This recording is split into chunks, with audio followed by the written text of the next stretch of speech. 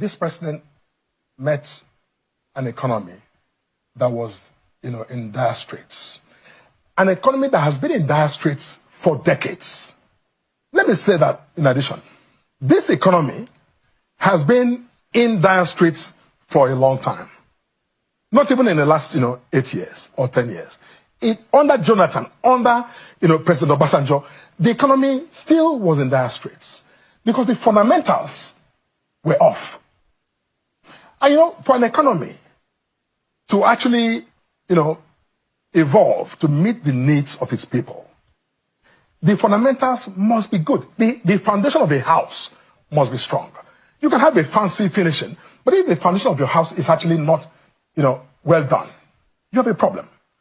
And that's what, all of the presidents before this, president simply left untouched, didn't bother to fix the problem where it needed to be fixed. So for example, is a savior.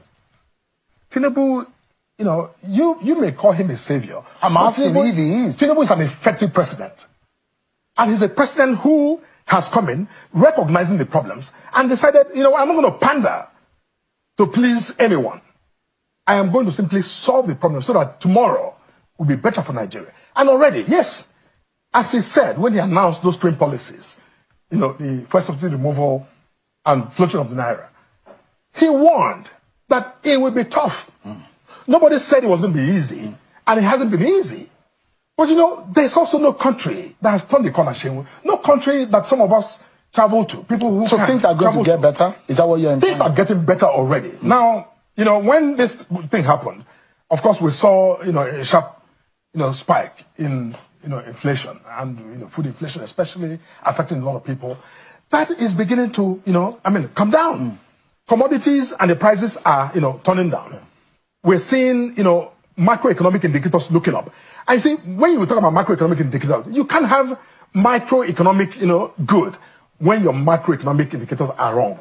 So usually, macroeconomic indicators are pointers that things are looking up. Right. Because it takes, a while for then all of those things, the things we worry about, this is the way there is what has been described as insensitivity of endorsement by your party, and is by the leadership of the party.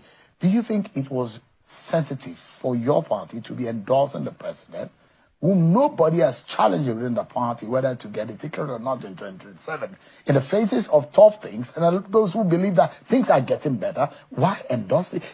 Does it look like a sensitive action by your party? Quickly, because we're totally out of time. Why is it not, sensitive? I don't understand why anyone would suggest that it's insensitive. Why? We're a political party. So it's okay for the opposition to bandy around and, saturate the airwaves with talks of, coalition and, you just quoted Erufai, speaking like, a child, talking about sending someone to Lagos and all of that. And it's not okay for the ruling party to, invoke its own internal processes to either affirm, the president who we believe is doing a fantastic job trying to bail this country out of crisis. Look, these are all political, statements. We are doing exactly what we were set up to do as a party. We have not breached any code. Otherwise, INEC would be on our case. All right. We have not breached any code. We're not campaigning. We're simply, passing a vote of confidence. When we talk about, endorsement, it's simply a vote of confidence on the president. All right. And we're very, very, committed, I think, to, transforming the very basis. My good friend Felix.